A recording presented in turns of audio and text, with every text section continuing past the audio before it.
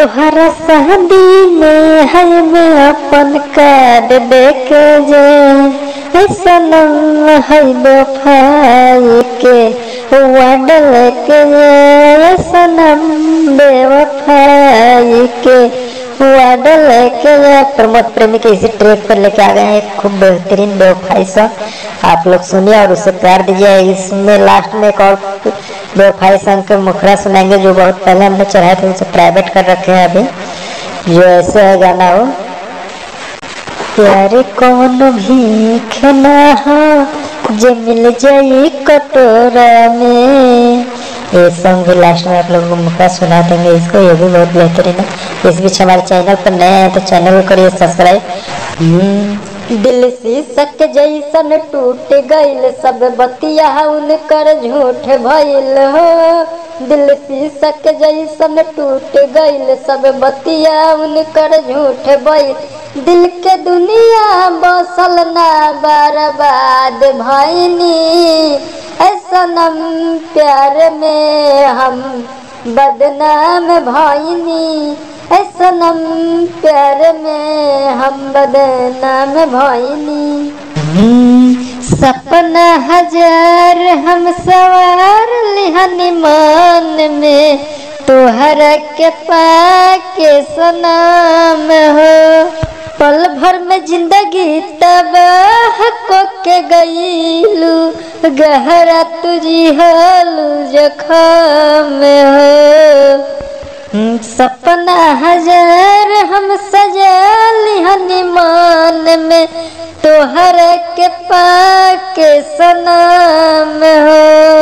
पल भर के जिंदगी तबाह को के गईलू गहरा तू दिहालू जखम हो।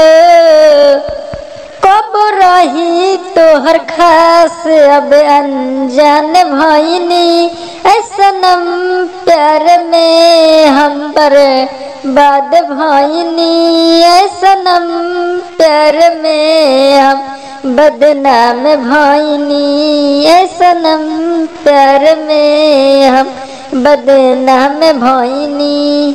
ये पहला अंतरा था, आइए दूसरा अंतरा की ओर चलते हैं। इस बीच हमारे चैनल पर नए हैं तो चैनल को सब्सक्राइब कर दीजिए और अच्छा लगा तो प्यारा सा कमेंट कर दीजिए नीचे और लाइक करिए। चलिए मिलते हैं दूसरा अंतरा यानी नाम वाला। रोही नदन हम जान नहीं पैनी कि पागल हो जाला लोग प्यार में।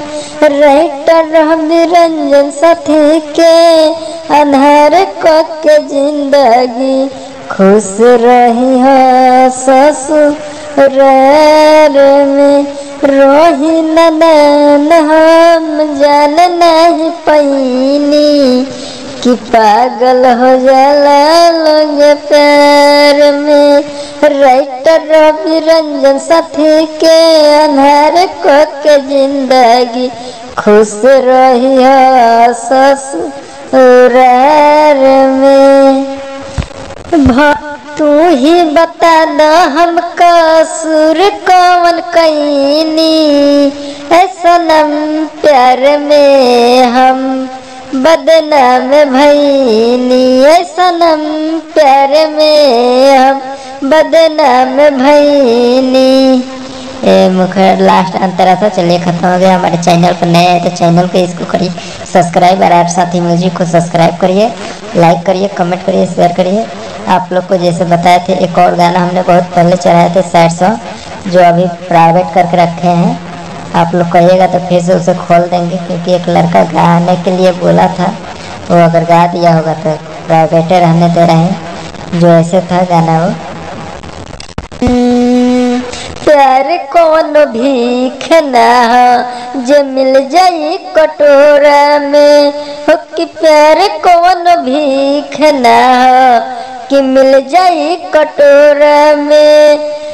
मोहब्बत का जाने जे मोहब्बत का जाने जे रहे रोज नया कोरा में। प्यार कौन भीख ना हो कि मिल जाई कटोरा में।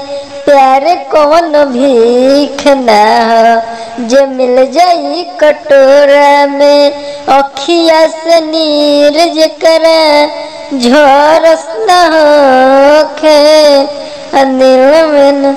चलो ख़त्म करते हैं वीडियो। ये बहुत बेहतरीन बेवफाई सॉन्ग लिखे हैं जो 1 महीना पहले अपलोड किए थे, उसे प्राइवेट करके रखे हैं। एक लड़का बोला था कि प्राइवेट इसे कर दीजिए क्योंकि हम गा रहे हैं, इसलिए देखेंगे अगर आप लोग को कमेंट ज़्यादा आया तो इसे प्राइवेट कर देंगे, पब्लिक कर देंगे।